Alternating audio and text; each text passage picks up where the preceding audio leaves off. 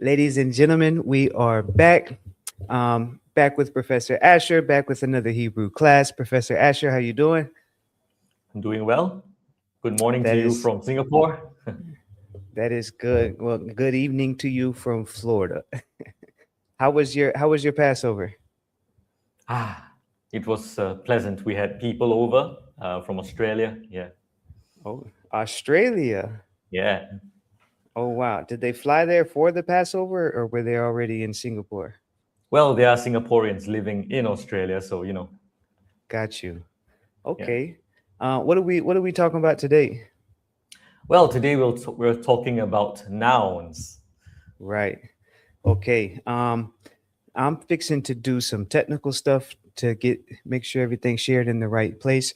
Before I let Professor Asher go, I wanted to emphasize on this one. If you're only tuning in 1 hour a month to learn Hebrew, um, you're not going to learn Hebrew. So what these classes are to do is like they're basic classes meant to teach you certain fundamentals. Shalom, Ranin Torah. But these classes are basic classes to teach you fundamentals of Hebrew.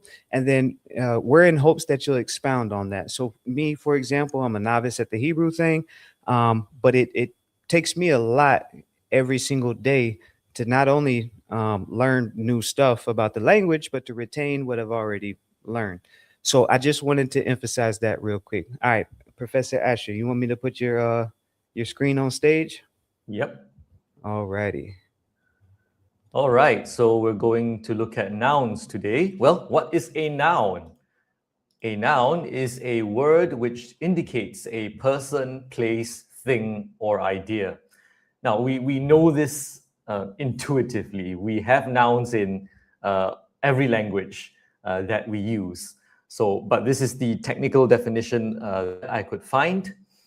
Um, it's a thing, all right? Something that can be named. That's what a noun is, all right? Um, Something about Hebrew nouns that we don't have in English.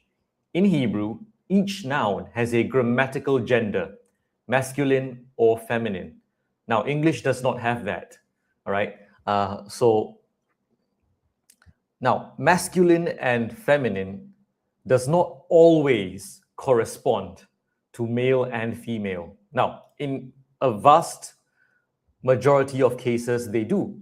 All right. Some nouns are obviously masculine and feminine, right? Because they are associated with things that are, in our perspective, male and female. So, for example, let's look at the top two examples here.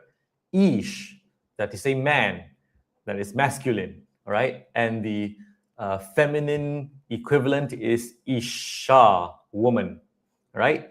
Likewise, Yeled for boy and Yalda for girl. Av for father, Aim for mother, Ben for son, Bat for daughter, Ah for brother, Ahot sister, Melech king, Malka queen, Sus horse, and Susa female horse or mare. Okay, so these nouns are obvious to us, but some other nouns are not so obviously masculine and feminine. They just are, and honestly, nobody can tell you why. All right. So, for example, davar, speech. Now, why is that masculine? Nobody knows.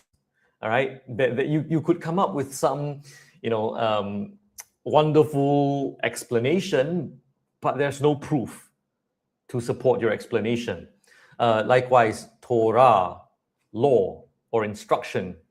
Right now, I know that some people have said, oh, the Torah is like a beautiful woman. Yeah, nice explanation, but again, there is no support for how the ancient uh, users of Hebrew would have thought that way, right?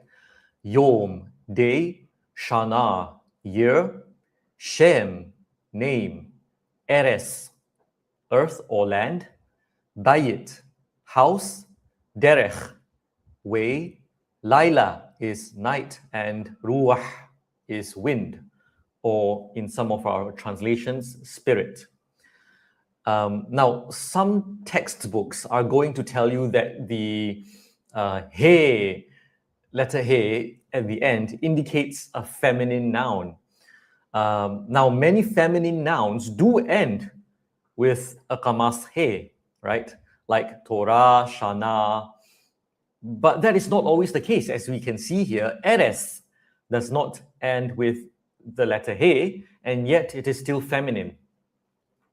Likewise, ruah does not end with the letter he, yet it is still feminine. And even some masculine nouns end with the letter he. So, for example, Laila for night ends in the letter he, but it is masculine. All right. So we should not draw a hard and fast rule regarding the look of the word and its gender. Let's see, we have a question here. What about non-binary words? What is a non-binary word? Do you happen to know, Ryan? You're on mute, I think.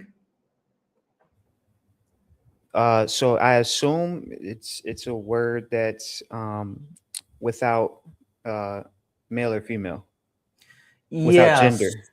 So in Hebrew, every noun has a gender, right? Masculine or feminine. Now, in some other languages, there is a neuter gender, so it's neither masculine or feminine. But that's not Hebrew, right? Hebrew has only masculine and feminine. So, for example, speech, davar. In English, the word speech does not have a gender. Perhaps you could call that non-binary, but that's only in English. In Hebrew, this word has a gender, so it's inevitable. Okay, so there is no non-binary word in Hebrew, right? But there are common, right? Or is that with verbs only, or is that applied to nouns as well? Verbs. There are common verbs.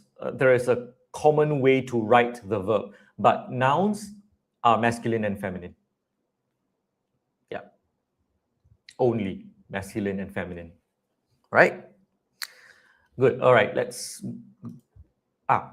All right. So that now we come to some application, right? I have seen a few things on the Facebook landscape of the Torah observant movement where they say things like, oh, Yeshua's name is the same Hebrew word for salvation, right?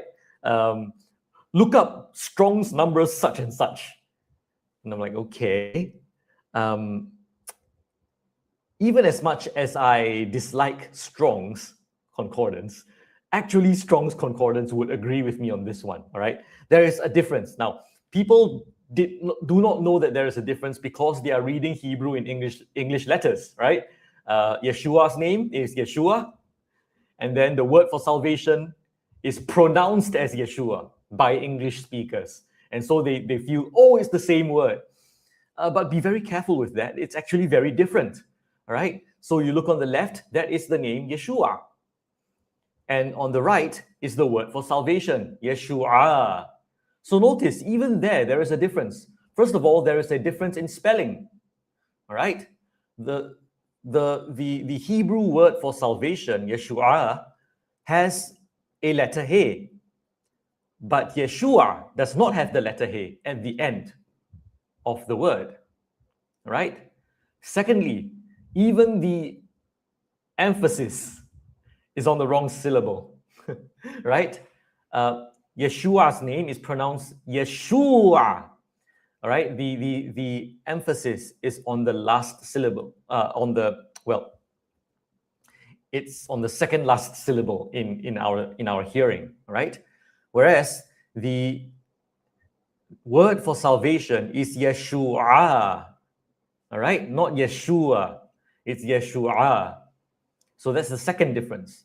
And the third difference is that the name Yeshua is a masculine noun, whereas the Hebrew word for salvation, Yeshua, is a feminine noun. All right, so there are both completely different words, even if they come from the same root. There are differences, number one, in spelling, number two, in pronunciation, and number three, in gender. All right. However, people don't know this. If your perception of Hebrew is solely based on how fellow English speakers pronounce these Hebrew words, right? So, and it is very unreasonable to be, to pontificate on Hebrew words solely on the basis of how English speakers pronounce those words, right? So there are more factors to consider, is my point. Okay? Any questions about this before we move on to our next topic? Real quick. So you Yeah. didn't explain Yahusha. Ahusha, I think I explained that in the previous lessons, right?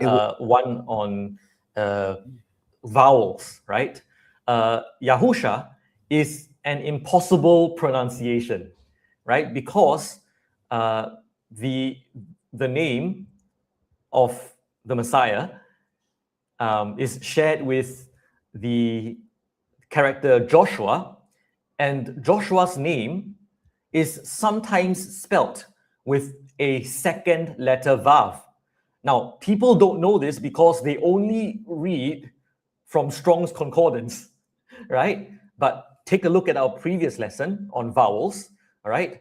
I show from the Hebrew text of Scripture itself where Joshua's name is spelt with that second Vav, all right? And so that Vav produces the U sound between the Shin and the Ayin. So it is, at the minimum, it is Yahushua at the minimum. That second Shua must be there because the letter Vav appears between the Shin and the Ayin. All right? So Yahusha is an impossible pronunciation of that name. Right? Okay, any questions on that anymore? No? All right. No, sir. Let's move on to our next concept. Now, nouns can be plural, and the plural normally denotes multiple instances of the noun. All right, so that's what we're doing in English. Now, I say normally because this is not always the case, all right, but normally it does. So, what does a plural noun look like in Hebrew? Well, pluralizing a noun usually involves adding a plural ending, right? And so there are two plural endings. On the right, we have the im ending, and on the left, we have the ot ending, right? So let's see how that looks like in practical terms. So let's take, for example, the Hebrew word for horse, sus, right? So how do I say multiple horses? Well, I add the plural ending, susim, horses, right? Multiple horses. One sus, many susim. Now, what about Yonah, dove? One Yonah, many Yonim. Again, I add the im ending. Av, one father, many avot, fathers. This time I add the ot ending. And lastly, Shabbat, one Shabbat and many Shabbatot. I add the ot ending. Now, again, many textbooks are going to tell you that the im ending is masculine and the ot ending is feminine. Again, that is mostly true, but not entirely true. As you can see here, the word for dove, Yonah, is feminine. And yet, when it is pluralized with the im ending. And Av, the word for father, is masculine. and yet it is pluralized by adding the ot ending, right? Shabbat is sometimes masculine and sometimes feminine. Okay, so sometimes in scripture it is treated as a masculine noun, and sometimes it is treated as a feminine noun. Right? How you know that? We'll come to that in next lessons. But for now, just be aware of this reality. Right? But in any case, it is always pluralized by adding the ot ending, right?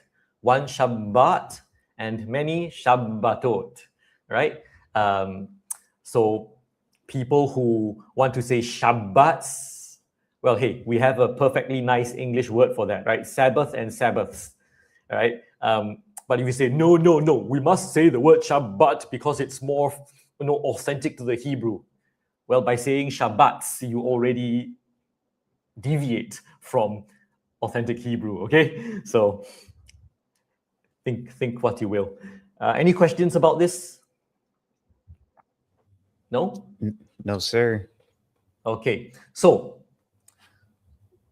in a few cases, you can just add the plural ending to the word, right? However, you cannot always do this, right? But people don't know that.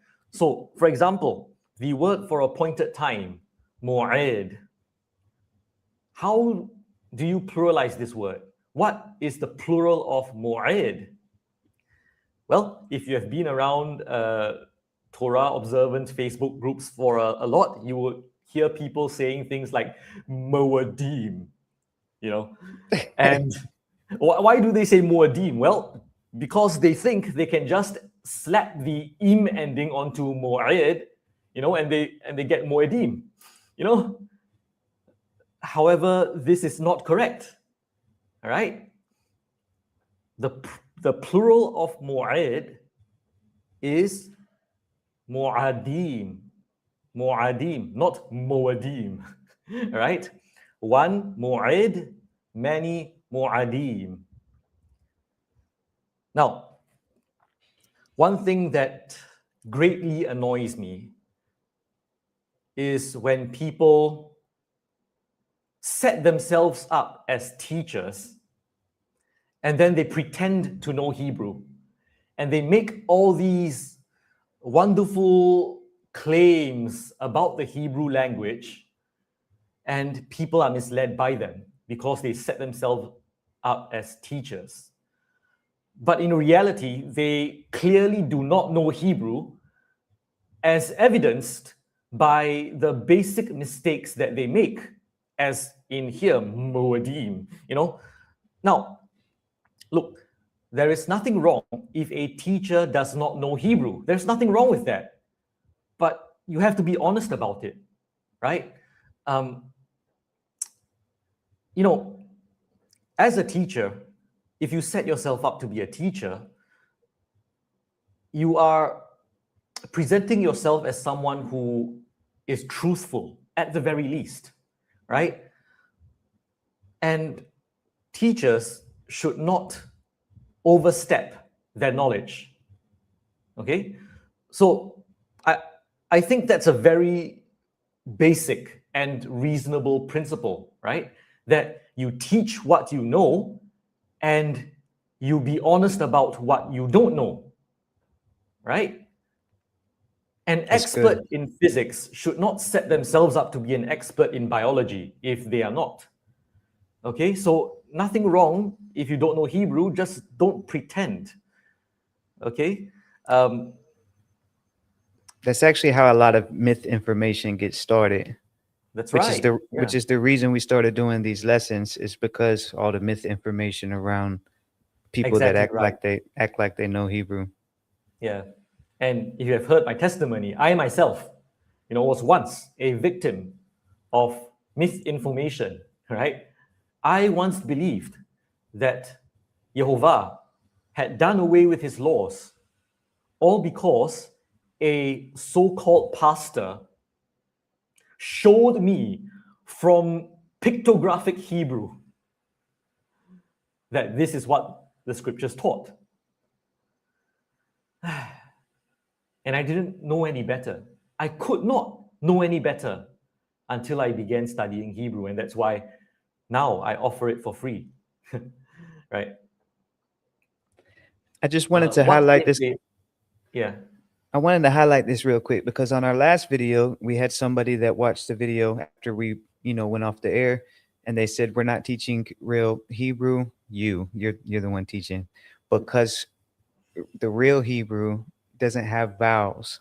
And I know we've already hit on this topic like 3 or 4, 5, 6 times, but Yeah. specifically with the Masoretic vowels, I'm sure this is going to come up over and over again. But will you touch on that real quick? Yeah. So I've already established the reality of vowels, right, in the previous video. Now, Masoretic vowels, how legitimate are they? Well, I would say that Moses probably did not speak with Masoretic vowels, all right? Masoretic vowels reflect a pronunciation of Hebrew about, say, 300 years after the birth of our Messiah. Now, that does not mean that it is inaccurate. In many places, Masoretic vowels accurately reflect the pronunciation of Hebrew even during the time of our Messiah, all right? But obviously not 100%, all right? However, the importance of Masoretic vowels is the meaning of the words. And we will see this even more when we come to verbs, where the vowels make a difference in the meaning that the verb conveys, right? So we don't have to accept the exact vowelization as found in the Hebrew text, all right? But this does not take away from the reality that Hebrew had vowels. And in many, many instances, the vowelization is accurate, as can be proven from even from correspondence with other ancient sources. I brought up the Septuagint, for example, and the Dead Sea Scrolls, right? So to absolutely reject Masoretic vowels is unreasonable, all right? Because it is inevitable. You need a vowelization system anyway, and the only other system is actually a Babylonian system. So the Jews in living in Babylon actually created a separate vowelization system. All right, but for the most part, actually, they reflect a lot of the same vowels, just using a different system. Yeah, hope that helps. Yeah. All right. If no other questions about this, let's move on. All right. Yeah. Yes. I got a question. So what about, Yeah. and this is just out of my curiosity. So what about words that have a plural form? For example, like mime. We'll come to that. We'll come to that. Okay. That's like my last 2 slides, right? Yeah. Okay. So we cannot always slap the im or ot ending to a word in order to vowelize them. In most cases, there will be changes in the vowel pattern. So, for example, davar. One davar, but many devarim, right? The vowels change when we vowelize them, right? Likewise, one laila, one night, but many leilot, right? One ruah and many ruhot. I'm done with this one. All right. So the vowels change, and sometimes even the spelling changes. Let's not get there first. Segulate nouns. Now, there are a class of nouns called segulate nouns. Even to define that is a bit of a headache, but these nouns actually change their vowels in quite a consistent manner, right? So, for example, one melech, many melachim. One sefer, book, many sefarim. One boker, many beqarim. One zera, many zera'im. One na'ar, and many ni'arim. Right? So you could say that a singular noun is a two-syllable noun which is accented on the first syllable, pluralized with these same vowels by changing these same vowels, right? Yeah. So point being, the vowels change when you pluralize them, so you can't just slap on the plural ending all the time. Okay. Finally, we have the case of irregular pluralization. One ben, many banim. One bat, many banot. One ish, many anashim. Now, there is actually another way of pluralizing ish, which is ishim, right? But yeah, mostly it's anashim. One isha, many nashim. Oh, we have a question here. How come the kings are spelled differently? Yeah. So it's actually not a different spelling. That's the khaf. This letter is my mouse visible. Yeah. This the third letter from the left, from the right, right? The third letter is khaf, which is exactly the same letter as in the singular form. It's the same letter, just written differently. So remember, there are final forms, right? So the letter khaf is written like that when it is in the middle of the word or at the beginning of the word. But when the letter khaf appears at the end of the word, it appears like this. The form changes, right? So this happens with several other letters. So you have to review lesson number 2, where we talk about the Hebrew consonants, right? So this is how the letter khaf appears at the beginning or middle of the word, but at the end of the word, it appears like this. It is the exact same letter, just written differently because it is at the end of the word, right? So the same thing happens for ben, for the letter noon. So the letter noon looks like this in the start or the begin or the middle of the word, but at the end of the word, the letter noon looks like this. It's longer. Okay. Let's see if we have any other. Even the letter mem. All right. So let's look at the word for king again. Melech. So the first letter is mem, right? It looks like that at the start or in the middle of the word, but at the end of the word, look at that. Melachim. The letter mem now looks like a square. All right. So this is the final form. When the letter appears at the end of the word, it looks different from when it appears at the beginning or in the middle of the word. Okay?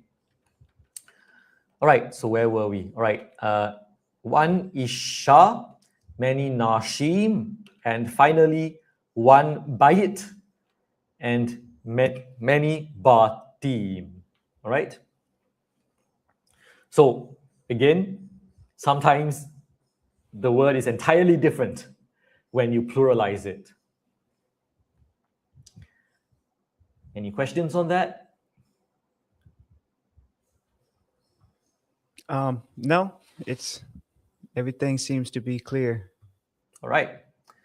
Let's move on to the next one. All right, dual nouns. All right, so some nouns come in twos.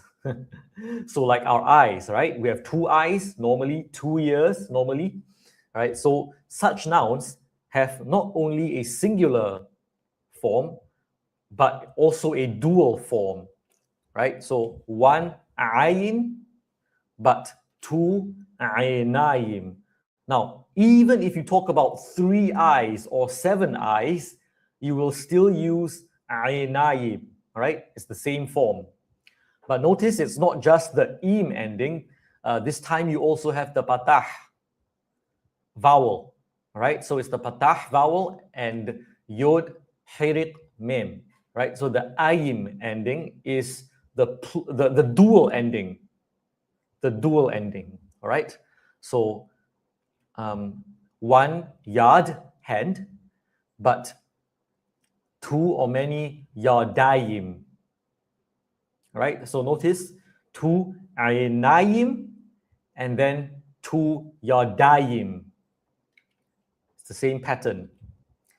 Likewise, one regel, 1 foot, but 2 or more raglayim, right? Ayim is that cue for the dual ending. One safa, 2 or more sephartaim, tulips, right? So aynayim, yadayim, raglayim, sephartaim, right? That ayim ending is the dual ending. Now, there are some words which have both the singular, dual, and plural ending. Oh, wait, we have a question here. Do you think that the doubling consonant is Masoretic? Yes, I think so. All right. So even before the time of the Masoretes, we already have evidence for doubling consonants.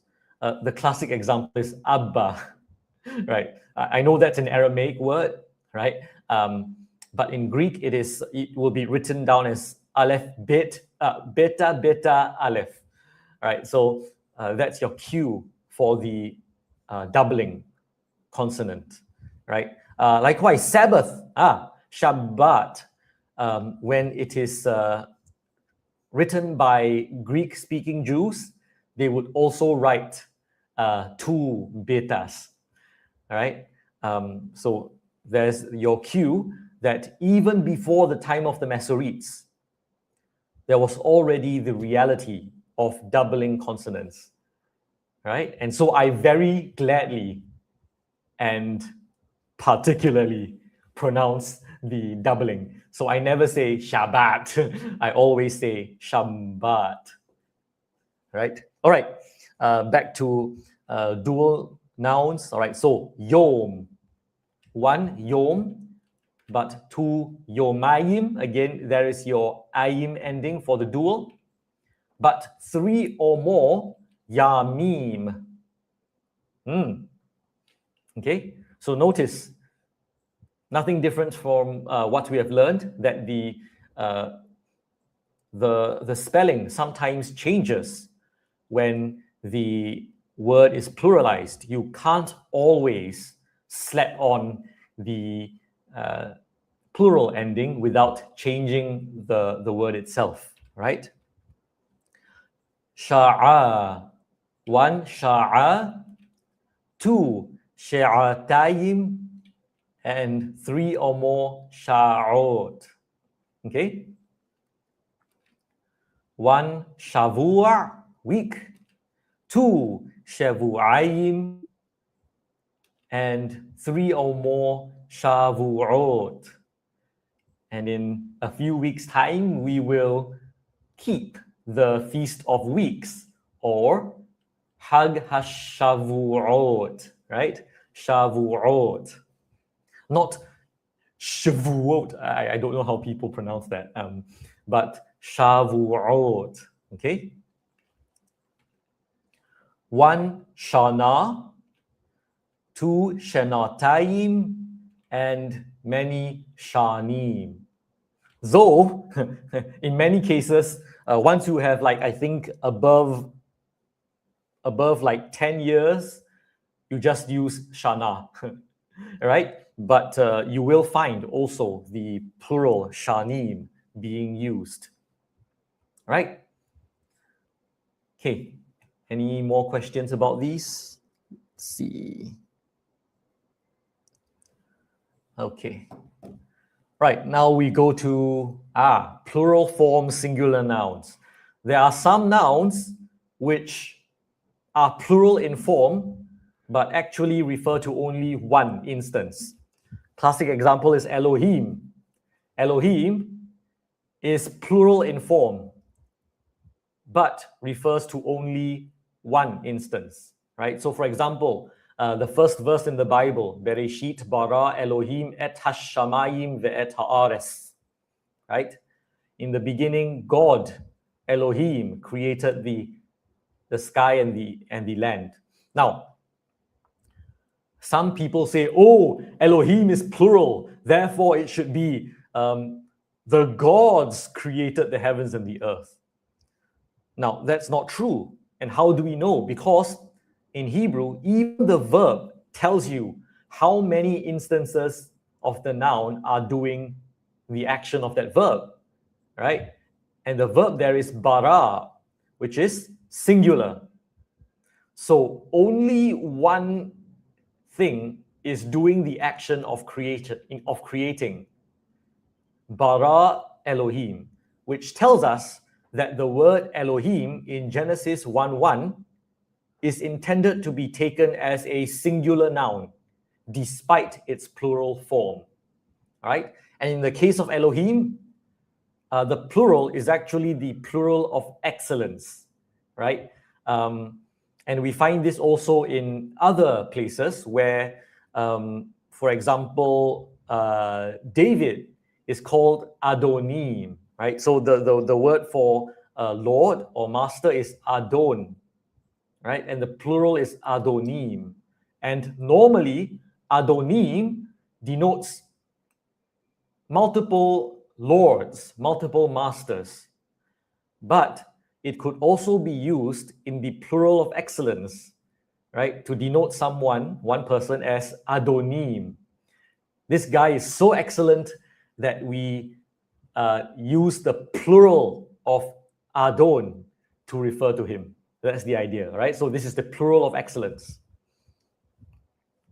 Again, Samuel, in I think 1 Samuel chapter 28, when the witch of Endor raised a certain spirit, right, and called him Samuel, she said, oh, I see an Elohim rising, right? So she looked at that spirit and called it an Elohim. So one Elohim, right? Despite its plural form. Likewise, Jerusalem, Yerushalayim. It's plural in form. In fact, it's dual in form, okay? But there is only one Jerusalem being intended, right? And you would see actually the vowels are a bit wonky here. And the reason is because the name Jerusalem in Hebrew was originally spelt in this way to be pronounced something like Yerushalem. All right? Originally, it was pronounced Yerushalem. However, in later times, the name became pronounced as Yerushalayim. And so, with that extra yud, all right? However, in the biblical text, there is no extra yud, right? So the Masoretes wanted to squeeze in that im sound somewhere, so they put in the dot somewhere. But notice they did not add that extra yod, right? The Masoretes did not add to their text, right? So they did not add it where it's not. So in that sense, they are very honest. All right, and finally, Misraim, the word for Egypt, Misraim. Again, it's dual, right? And the reason is because, well, there is a north and a south Egypt, but Misraim is one entity when used in the scriptures. It refers to one entity. Okay? So these are singular nouns despite their seemingly plural form. And then there is another situation with plural only nouns. These nouns are only plural and they are treated as plural. So we have examples of this in English, like trousers. We don't say trouser. We say trousers, S. It's plural, all right? But we refer to only one thing. Likewise, scissors. It's inevitably plural, but we're only referring to one thing. Okay? So examples of this is like shamayim, sky. It's plural, right? In form, but we are referring to only the sky, you know? The skies are blue. We say, even in English, the skies are blue. Shamayim holim.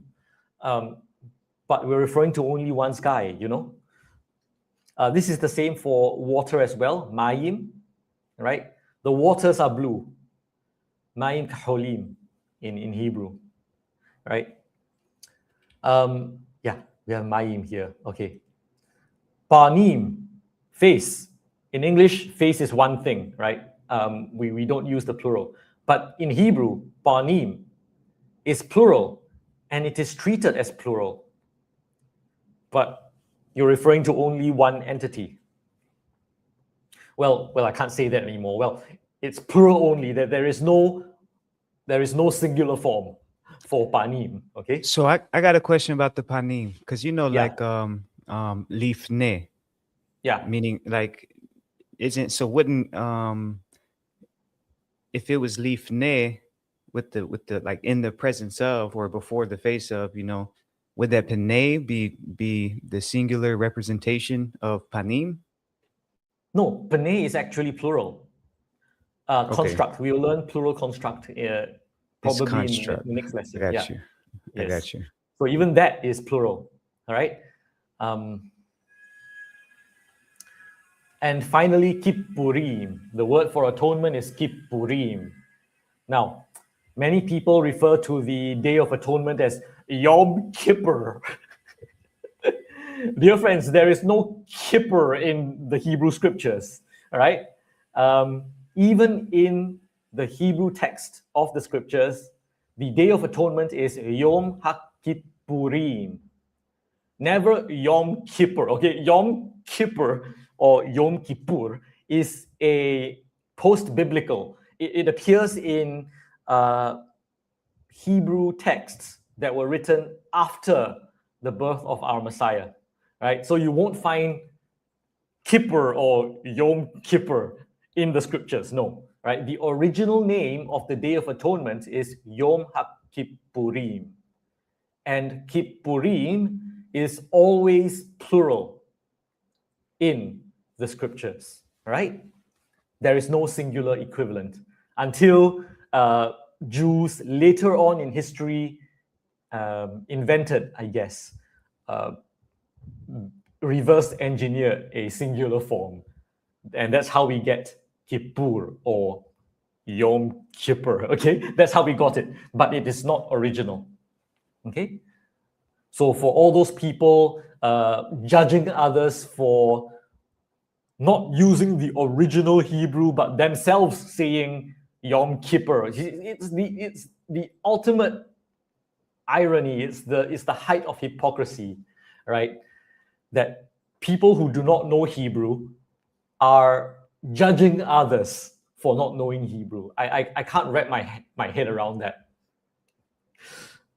Well, but that's people for you. Yep. So I think that's my last slide. Any questions or comments? Yeah, we got a question here. It's kind of Yeah. off topic, and you have touched on this once or twice before. Yeah. But I got it on screen for you. Yeah. I say Yehovah mostly because I'm used to it. Most textbooks say wow, and they are probably correct. However, I have to say this. by the time of our Messiah, va, that letter was sometimes pronounced wow in some words, and in other words pronounced vav, right? So even each letter has multiple pronunciations. So take, for example, the sheen, right?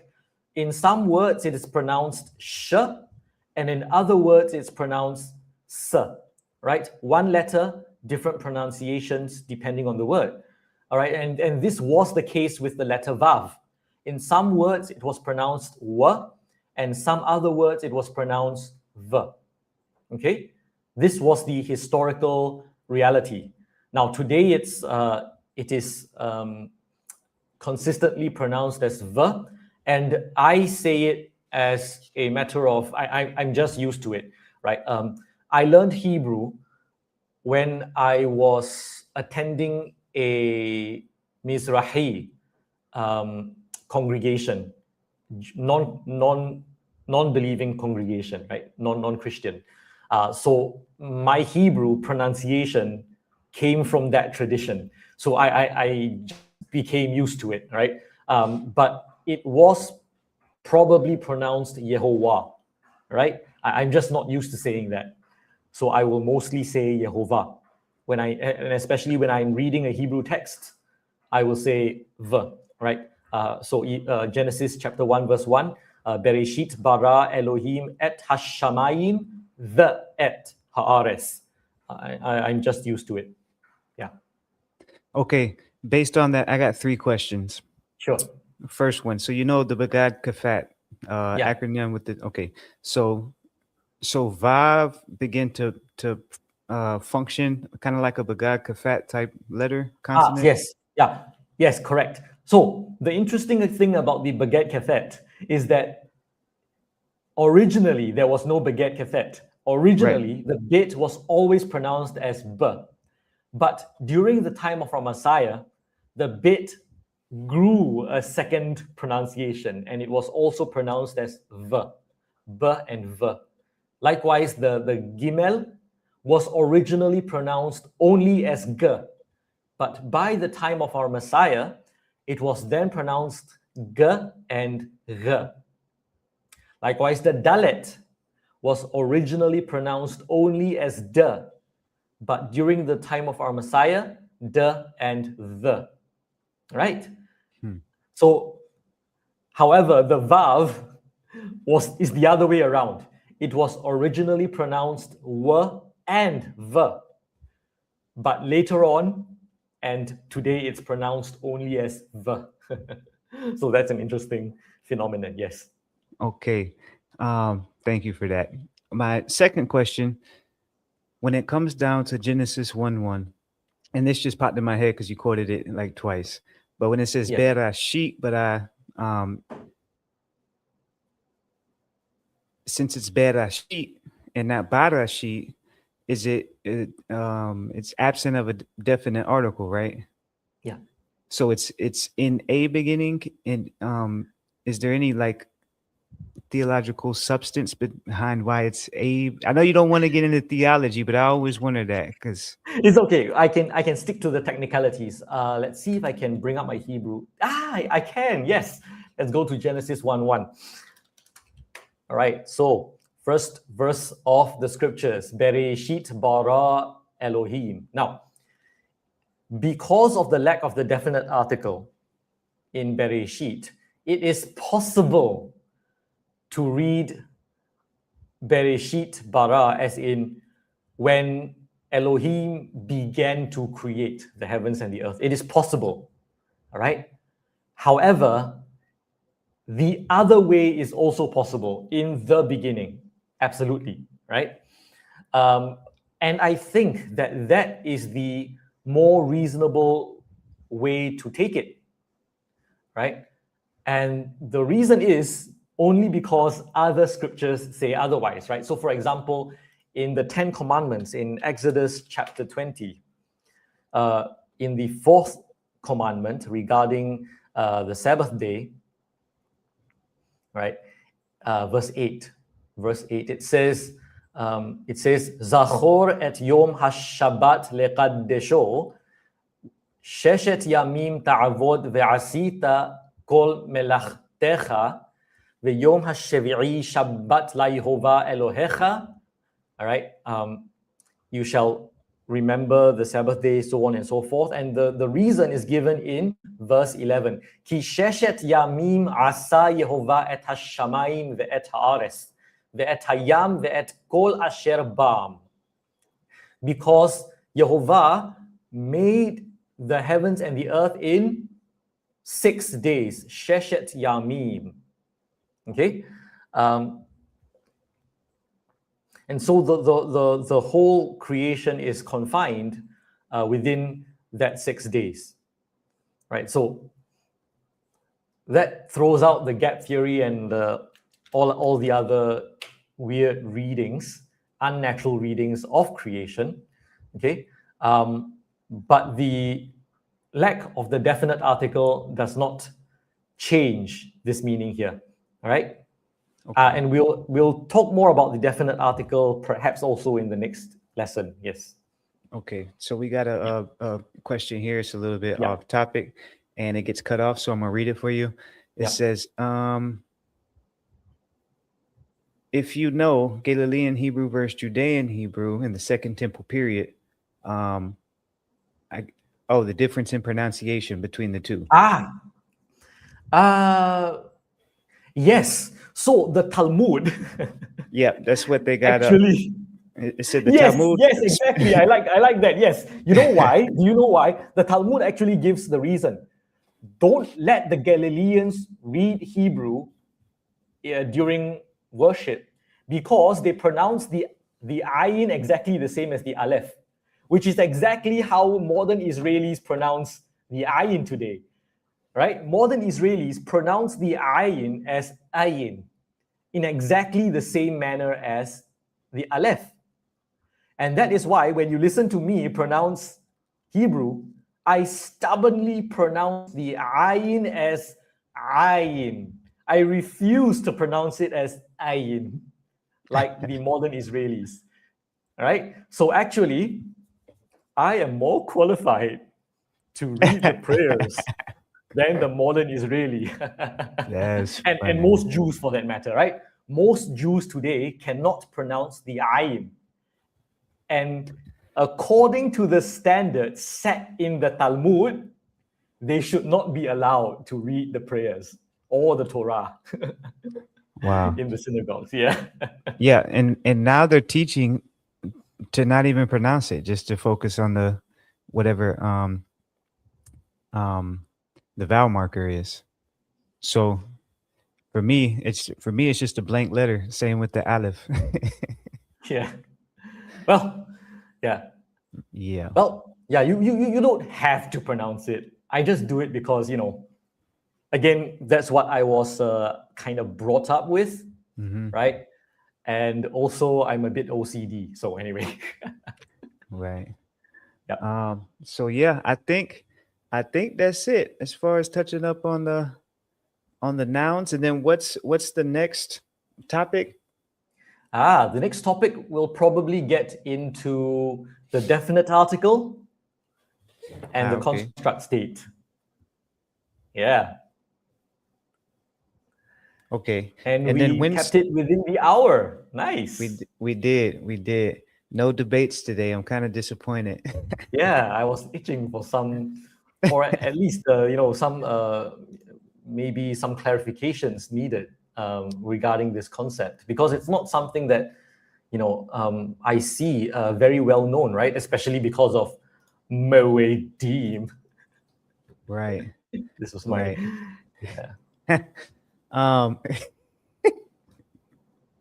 So now Okay, from now on we'll say Mo'adim, and we will say Yom HaKippurim, all right? No more Yom Kippur, all right? Yom HaKippurim. Yom HaKippurim. Yeah. Okay, so when's the next class? All right, you tell me. Let's see, what's my schedule for May?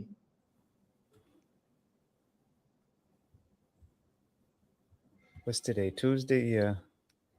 So It's looking like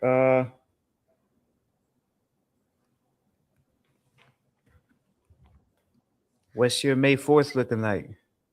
May 4th. Let's do that. Or here we Okay. say the 4th of May. May the 4th be with you. I'm sleepy, man. Okay. So May 4th, we're going to be on again, 8 p.m. And I think we're going to be discussing the definite article amongst other things. Yeah. Thank you for everybody that tuned in. So is there any questions before we get off? Does anybody have any questions about today's In case topic there is a or lag. Yeah. right? And I'm actually wondering if I should do, kind of like elementary classes for repetition so people can catch those like because I mean this is we're covering a lot and I just want to make sure everybody keeps up. So perhaps maybe um may the 4th be with you. I know that's right. We're teaching concepts here. Yeah, so you won't become fluent unless you do some kind of practice, consistent practice, which we can't provide. Truth Let's and see. Torah, we appreciate you. Yeah. So yeah, as far as like because I mean we have the resources, right? And if y'all would be interested in this, whoever's watching this now or whoever would be watching this in the future, just drop in the comments that you're interested. Because I have resources as far as like Quizlet, so you can practice your vocabulary. I got the Quizlet flashcards. I got all types of stuff. And if it would help, whether it's on YouTube or whether it's on a Zoom, setting something up each week, we can even assign some type of readings, you know what I'm saying, to just get momentum and keep people occupied as they're waiting for the next official class with Professor Asher. So if y'all are interested in something like that, I'm willing to do it. Um, Isaiah, man, Yes, Yeshayahu, please. Yes. Please bring the hardest Hebrew questions for me that's funny. so that we But can dispel all the myth information out there. all the myth information. Yeah. But yeah, that's all we got. I think that's all we got. There's That's no all we more got. Yeah. questions, no more questions coming through. So that's it. Next time we're gonna be live is if we don't start doing that class once a week. Um, next time we'll be live is May 4th, 8 p.m. So tune in. Professor Asher, I thank you for your time as normal. And for the people that watch, we appreciate y'all. Um, be sure to study up on the definite article. And it would be good to it would be good to kind of go through the previous lessons and also a lot of the vocabulary that was covered in this lesson. Write it down, study that, and then start, man. Just start reading Hebrew, man. Just get online, get your text in Hebrew, and just start digging through the text. Professor Asher, you got anything else? Nope. Okay, Torare ba.